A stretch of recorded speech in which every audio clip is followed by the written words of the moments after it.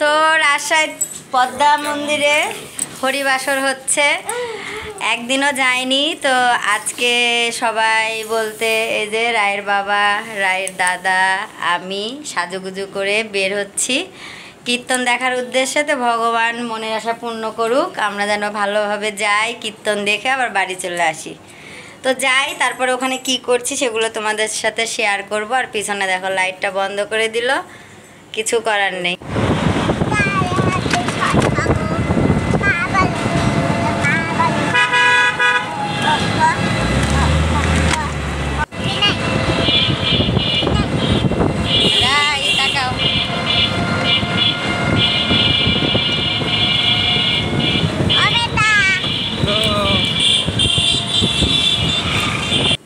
রাজশাহীর রাস্তা মানে চোখ ধাঁধানো, দেখেই মন প্রাণ জুড়ে যায় আর মনে হয় রাত্রেই ঘুরে বেড়ায়।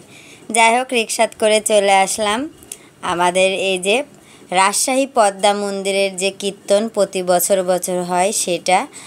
আর যা কখনো গোপাল বাবা আগে কোনো দিনই বলেনি এই 16 বছর বিবাহিত জীবনে যে চলো কীর্তন শুনে আসি। আজকে সেই মানুষটাই বলছে চলো কীর্তন শুনে আসি, আর সঙ্গে করে নিয়েও এসেছে। আর শুনেও ভালো লাগলো আর চলে আসলাম। আর এসেই বসে পড়েছি একদম কীর্তনের সামনে।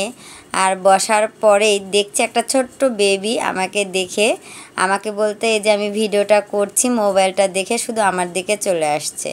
তো ওর ভিডিওটাও একটু করে নিলাম। আর দেখতেই পাচ্ছ কত পরিমাণে দর্শক, এত পরিমাণে কীর্তন শোনার লোক। এই হরিদাস মহন্তর সবাই কীর্তন পছন্দ করে, আজকে হরিদাস কীর্তন করছে। তো আমরাও দেখতে এসেছি, অনেক বছর পর এসেছে রাজশাহীতে। আবার তোমরা অনেকেই এই ভিডিওর যারা দেখছো তারা হরিদাস কীর্তনিয়াকে চেনো এবং তার কীর্তনও পছন্দ করো। তো আমি এসেছি যখন একটা ছোট্ট ব্লগ করে নিচ্ছি। দেখো কি পরিমাণ লোক আর কত সুন্দর সাজসজ্জায় সজ্জিত করেছে এই জায়গাটিতে। আসলে এখানে আসলে মন প্রাণ ভরে যায়, বাড়ির কিছুই মনে থাকে না। আবার বাড়িতে চলে আসলে যেমন সংসার তেমনই হয়ে যায় আমরা। আসলে যে পরিবেশে যখন যাই তখন সেই পরিবেশের মতোই গড়ে উঠি, এটাই মানুষের প্রকৃত নিয়ম। তো দেখো বাবুটা শুধু এদিক ওদিক ঘুরছে আর আমি ভিডিওটাও করে নিচ্ছি। এই যে রায়ের বাবা দাঁড়িয়ে আছে, তো রায় আমার পিছনে দাঁড়িয়ে আছে।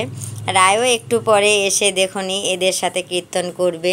তো কীর্তনটা খুবই ভালো লাগছে, উঠতেও ইচ্ছা করছে না। এই দেখো হরিদাস কীর্তনিয়ার যে অঙ্গভঙ্গি, মানুষ এটা দেখতে বেশি পছন্দ করে। তার কীর্তন তো পছন্দ করেই দর্শক, তার জন্যই এত লোক। এই দেখো আমার রায়মণি চলে এসেছে, ও লাফানো ঝোপানো শুরু হয়ে গেল। এদিকে গুড়ি গুড়ি বৃষ্টিও পড়ছে, বাতাসও উঠছে।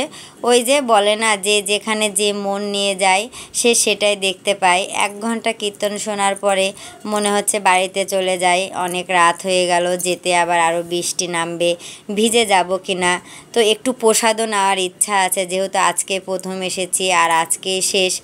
তো প্রসাদের এখানে এসে তো পুরাই আমি অবাক হয়ে গেলাম যে কি পরিমাণ ভিড়।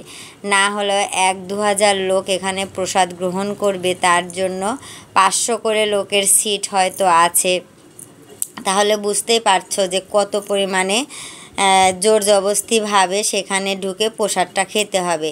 তাও খাবো, যেহেতু এটা গোবিন্দর ভোগ। এই যে আমার সৌরভ বাবা দাঁড়ায় আছে, আমি বসে আছি এখানে। আমার এক ভাগ্নির সাথে দেখা হয়েছে, আমার ভাগ্নি, দ্বিতীয় কথা আমার সাবস্ক্রাইবার বন্ধু। আমরা অনেক গল্প করছি আমার ভিডিও নিয়ে। তো বলছে ধৈর্য ধরো আর খুব তাড়াতাড়ি ভালো কিছু দেখতে পাবে। তো দেখো অনেক ঝড়ঝামেলা পার করে খাবার টেবিলে চলে আসলাম। আর আসার পরেই দেখছি প্লাস্টিকের থাল। তো এটা তো খুবই অস্বাস্থ্যকর, তারপরেও খেতেই হবে, জল দিয়ে ধুয়ে নিলাম। আর এখন চলে আসলো সেই বিখ্যাত প্রসাদ খিচুড়ি। তো খিচুড়ি নিলাম, রায়ও খুব খুশি খিচুড়ি দেখে। তো তোমরা